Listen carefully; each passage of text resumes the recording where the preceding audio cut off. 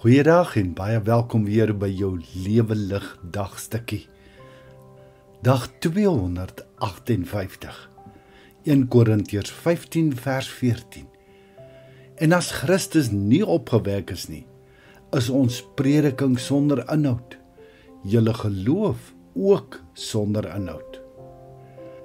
Die enigste manier om sin te maak van pyn is om dit te omarm, saam met dit te beweeg en dan die dans van die lewe te vier. Die hart van ons geloof. Dink gou aan 'n spulpunt op 'n boer se plaas. Die punt waar rondom die spreiers draai. Die spulpunt kan loop, maar die doel van sy loop in die ronde is dat die spreiers oral die lewegewende water kan sprei. Sonder die water is alles verniet, mis dit die doel. As iemand jou sou vra, wat is die spulpunt, die kern, die hart van jou geloof? Wat sou jy sê? Jy kan dalk sê dis liefde, genade, gebed, die Bybel, kerk toe gaan, alles goeie antwoorde. Maar die hart van ons geloof is, soos wat Paulus sê, en as Christus nie opgewek is nie, is ons prediking sonder inhoud en julle geloof ook sonder inhoud. Die punt waar rondom alles draai is die opstanding. Die opstanding is die bewys van wie God is, wat hy is en hoe lief hy ons het. Hy is die almagtige, lewende God wat liefde is. Jesus het opgestaan. Dit is die groot verskil tussen Jesus en elke ander geestelike leier, filosoof of profeet in die geskiedenis. Almal van hulle het gekom, gepraat, geskryf, volgelinge gehad en toe is hulle dood. En dis waar dit geëindig het. Maar nie met Jesus nie. Die graf is leeg, nie simbolies leeg nie, fisies leeg. Sy liggaam was nie meer daarin nie. Daar was geen liggaam om te begrawe nie, geen beendere in 'n kus of 'n gedenksteen met hier lê hy nie. Nee, die klip is weggerol en hy het uitgestap, lewend, asemhalend, oorwinnaar. Iemand het tongenetjies vertel van 'n gesprek tussen Pontius Pilatus en Josef van Arimatea. Josef, jy's 'n welgestelde man. Hoe kon jy toelaat dat hulle hierdie Jesus in julle familiegraf begrawe het? Josef het geantwoord: Meneer, ek het dit maar net vir hulle vir 3 dae geleen.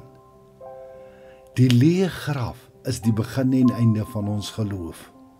Want as Jesus opgestaan het, beteken dit dat alles wat hy gesê het waar is. Dit beteken God het ja gesê op sy offer aan die kruis.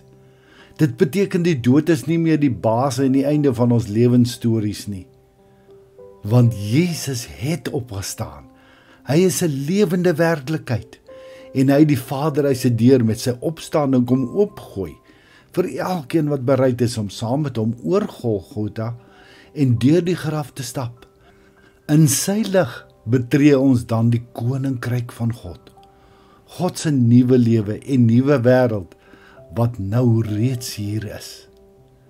Ek weet, soms voel ons lewens alles behalwe soos God se nuwe wêreld. Dis werk, rekeninge, siekte, kinders, bekommernisse. Die opstanding is die bewys dat hierdie lewe en hierdie wêreld nie al is nie. Sy opstanding is nie net 'n gebeurtenis nie. Dis 'n intree in 'n nuwe, direkte, persoonlike verhouding met hom wat die lewe is, God drie-enig. Net in die afsterf van ons planne kan ons ontdek wat God se baie beter opstandingsplanne vir ons is. Iets om oor na te dink. Hoekom dink jy sukkel ons om verder te dink as hierdie lewe? Wat kan ons begin doen om Jesus elke dag te beleef as die opgestane Heer? Hoe gaan jy vandag begin om weier te dink oor en anders te kyk na hierdie lewe? Here Jesus, dankie dat U opgestaan het.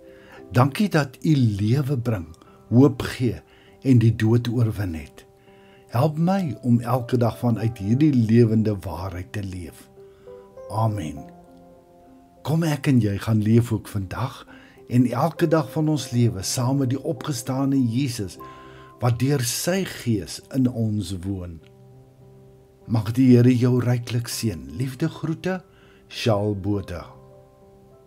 Om elke dag 'n dagstukkie per WhatsApp te ontvang, kan jy net jou naam en nommer vir my deurstuur per WhatsApp na die nommer wat hierby vir jou aangedui is.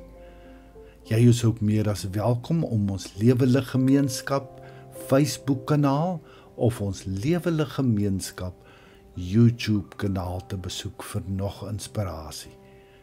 Shalom.